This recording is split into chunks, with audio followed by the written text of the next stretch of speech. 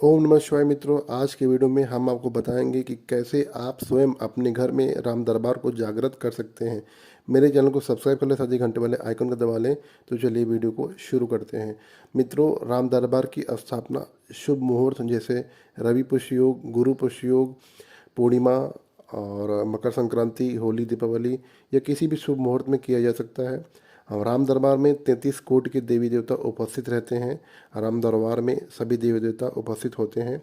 मित्रों, लगभग हर हिंदू के घर के मंदिरों में राम दरबार की फ़ोटो अवश्य होती है। पिछली वीडियो में मैंने आपको बताया था कि कैसे मंत्री जागृत होते हैं। जब तक शक्ति का साक्षात रूप से वास नहीं होगा तब तक आपको लाभ नहीं मिलेगा। मैं आपको राम दरबार को जागृत करने की विधि बताने जा रहा हूँ।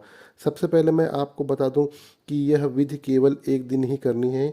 उसी दिन राम दरबार में साक्षात रूप से शक्तियों का वास हो जाएगा। साक्षात रूप से ये अर्थ नहीं है कि आपको देवी देवता दिखाई पड़ेंगे। राम दरबार की स्थापना बिल्कुल ही सात्विक और सुरक्षित है। सभी भाइयों और बहनों को स्थापना करनी चाहिए। कोई विशेष नियम का पालन नहीं करना है। अब राम दरबार में प्रतिदिन भोग लगाना होगा।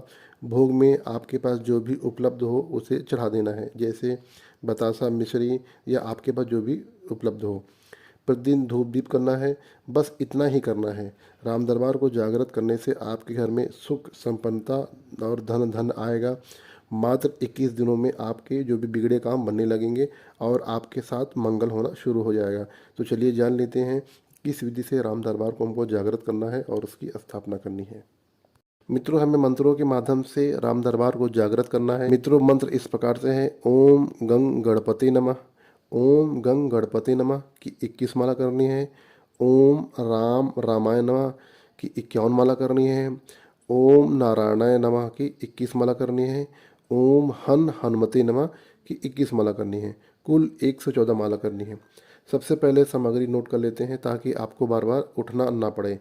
सबसे पहला सामग्री है राम दरबार का चित्र। यदि घर में पहले से है तो ठीक है।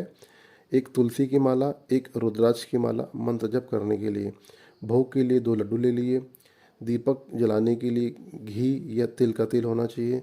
2 बत्ती होनी चाहिए। गंगा जल, अक्षत, कुमकुम, पुष्प, कमल या गुलाब के हों तो ज़्यादा अच्छा है। हवन सामग्री देसी घी और टीका लगाने के लिए चंदन। तो मित्रों, इतनी सामग्री अपने पास रख लें।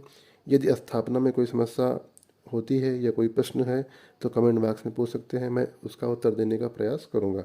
सबसे पहले राम दरबार के चित्र को गंगा जल से पोंछ लें और जिन घरों में पहले से रखा है और उन पे गंगा जल छोड़ दें। अब आपको ज़मीन में आसन बिछाना है और सर पे कपड़ा डालना है। मित्रों, जैसे आपको पहले से पता है कि किसी भी शुभ कार्य को करने से पहले हम गणेश भगवान का आह्वान करते हैं और उनका कोई मंत्र आप पढ़ सकते हैं, श्लोक पढ़ सकते हैं। यदि आपको कुछ भी नहीं आता है तो भगवान गणेश की जय कहकर आप स्थापना कर सकते हैं। कुछ विद्वान और ज्ञानी लोग मेरे तरीक़ों को गलत कहते हैं। वे कहते हैं ये शास्त्र में वर्णित नहीं है और तरह तरह की बातें करते हैं। ये मंत्र पढ़ना चाहिए, वो मंत्र पढ़ना चाहिए। मेरा उन विद्वानों से एक प्रश्न है, क्या गूंगा व्यक्ति या मान लेते हैं कोई अंधा व्यक्ति है या कोई अनपढ़ व्यक्ति है, तो क्या वो संस्कृत का मंत्र, इस प्रकार के व्यक्ति संस्कृत का मंत्र नहीं पढ़ सकते हैं? क्या वह भक्ति नहीं कर सकता है? क्या वह हवन नहीं कर सकता है? क्या ईश्वर उसकी भक्ति से प्रसन्न नहीं होंगे? क्या केवल मुंह से राम राम जपने से भक्ति का फल नहीं मिलेगा? क्या केवल संस्कृत ही ईश्वर को आता है या भगवान को वही सुनाई देता है? क्या हमारे शिव शंभु या जगत पालक भगवान विष्णु केवल एक ही भाषा जानते हैं, संस्कृत नहीं? ऐसा बिल्कुल नहीं है। ईश्वर केवल एक ही भाषा समझता है, वह है निस्वार्थ प्रेम की भाषा। मैं पूजा विधि इस प्रकार से बताने का प्रयास करता हूँ ताकि जन कल्याण और जो जन साधारण व्यक्ति है उसको आसानी से समझ सकें और सभी लोग भक्ति कर सकें, उनका ईश्वर से जुड़ाव हो। अगर मेरी बात से प्रभावित होकर कोई व्यक्ति और भगवान की भक्ति करता है तो उसका पुण्य का कुछ हिस्सा मुझे भी प्राप्त होता है। मेरे चैनल का उद्देश्य सनातन धर्म का प्रचार करना है और किसी प्रकार की भ्रामक जानकारी आपको नहीं देना है। ईश्वर की भक्ति के लिए नए नए आयाम और रास्तों को बताना है। तो चलिए विषय पर वापस लौटते हैं। सबसे पहले आपको गणेश भगवान का आह्वान करना है। राम दरबार के सामने देसी घी या तेल का दीपक सीताराम का नाम लेकर जलाना है और धूप दीप जलाएं, पुष्प चढ़ाएं, लड्डू को भोग लगाएं। मित्रों, आपको संकल्प लेना होगा। संकल्प में आपका नाम, पिता का नाम, गोत्र, निवास स्थान कहना होगा।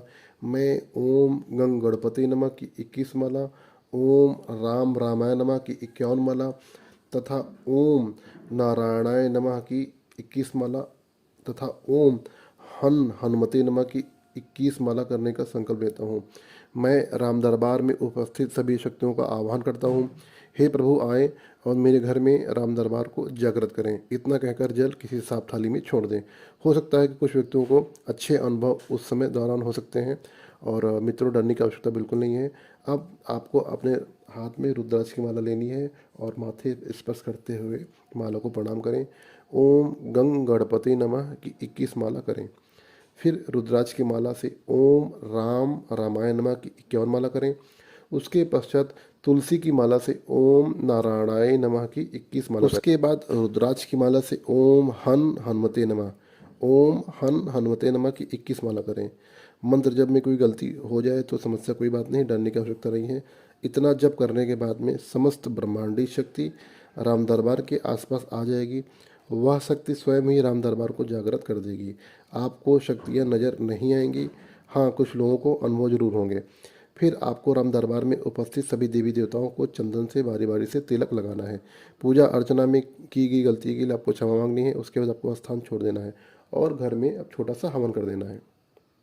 तो मित्रों, इस प्रकार से हमें राम दरबार को जागृत करना है। आपका जीवन चमत्कारों से भर जाएगा। इससे अवश्य करें। आप सदैव मुझे याद करेंगे और अपनी शुभकामनाएं मुझे देंगे। तो मिलते हैं अगले शनिवार को। ओम नमः शिवाय।